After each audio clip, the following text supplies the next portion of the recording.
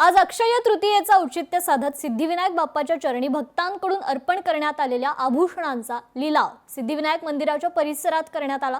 दर्शनासाठी आलेल्या भाविकांनी या लिलावात उत्स्फूर्त सहभाग घेतल्याचं पाहायला मिळालं। या सगळ्याचा आढावा घेतलाय लोकशाहीचे प्रतिनिधी उमेश करंजकर यांनी। सिद्धिविनायक मंदिरात बाप्पाला अर्पण केलेल्या दागिन्यांचा लिलाव आज पार पडतोय।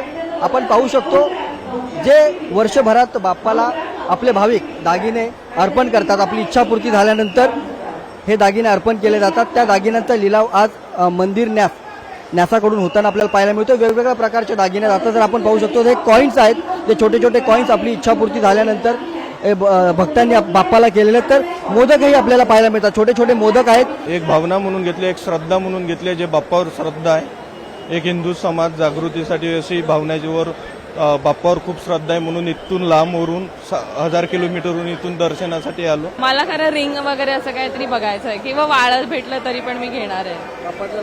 हो हो, बाप्पाच्या ह्याने। Yes yes, surely. अनेक भाविक जे आहेत ते इथे येत आहेत, दागिने बघतायत, दागिने घेत आहेत आणि हे दागिने त्यांना दिल्यानंतर त्याचं बिलही त्यांना मिळतं।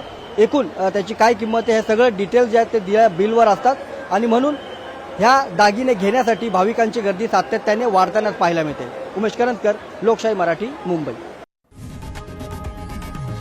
लोकशाही मराठी ऐका, पहा, जागरूक रहा।